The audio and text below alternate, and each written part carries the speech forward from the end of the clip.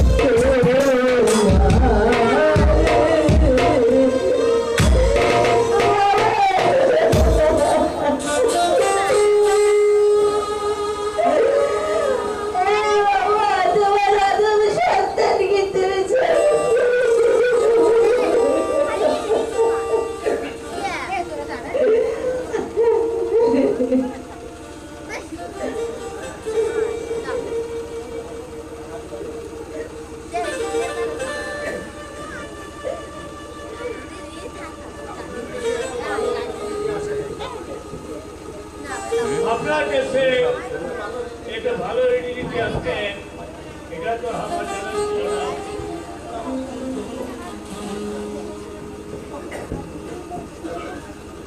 এটা তো আমাদের কর্তব্য।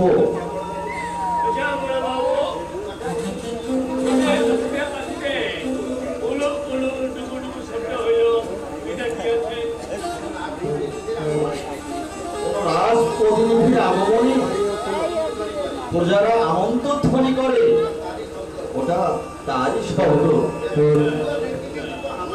আপনার দেশের এই রীতি আমার দেশে নাই, আমি তো আপনার কাছে আর বলতে বাধ্য হইলাম। তবু আপনাদের কাহারা হিংসা করে বলবো, আমি তো আপনার কাছে আগে জানিয়েছি স্যার, বামন টাইপটা আমাদেরকে ঘৃণা করে স্যার, সমস্ত কর্মে বাধা দেয়। ওই গিরিশ বাবু স্কিম করবার কথা দিয়ে আমাদের ধোঁকা দিয়েছেন স্যার, যাতে এই জাতির কল্যাণ হতে পারে আপনার কাছে আমরা সেই প্রার্থনা করছি। আমরা অজ্ঞ অর্থহীন, রোগে চিকিৎসা নেই, রাজদরবারে আমরা ন্যায্য অধিকার পাই না।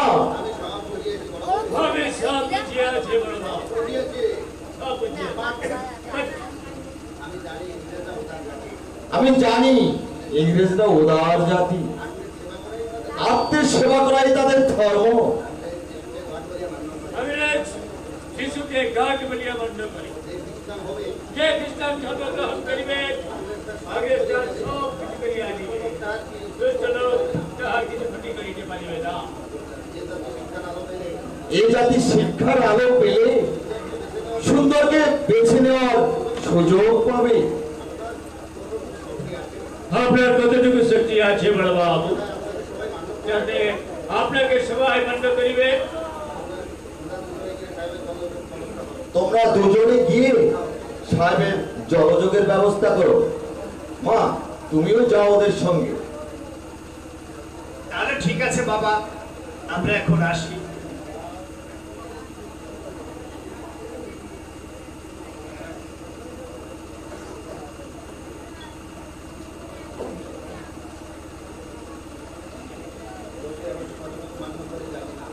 লোকে আমাকে কতটুকু মান্য করে তা আমি জানি না, তবে আমার পিতা শ্রী শ্রী হরিচাঁদ ঠাকুর তার অলৌকিক কার্যকলাপে মানুষ তাকে এক কথায় মান্য করত।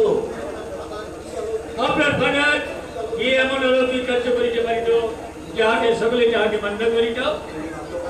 তিনি বাল্যকালে তার খেলার সাথী মৃতপ্রায় বিশ্বনাথকে বাঁচিয়েছিলেন। যুবকালে ভক্ত প্রধান মৃত হীরামনকে বাঁচিয়েছিলেন। বাবার মুখের কথায় হাজার হাজার লোক দূরে পালায়। তিনি ছিলেন সম্পূর্ণ অবতার।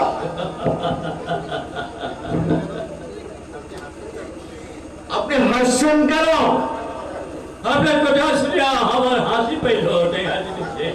আমার কথা শুনে আপনি আমাকে একটা বালক পাইয়াছেন যে আমাকে আপনি যাহা বলবেন আমি তাহাই বিশ্বাস করিবে? এগুলো গল্প নয়, সত্য ঘটনা।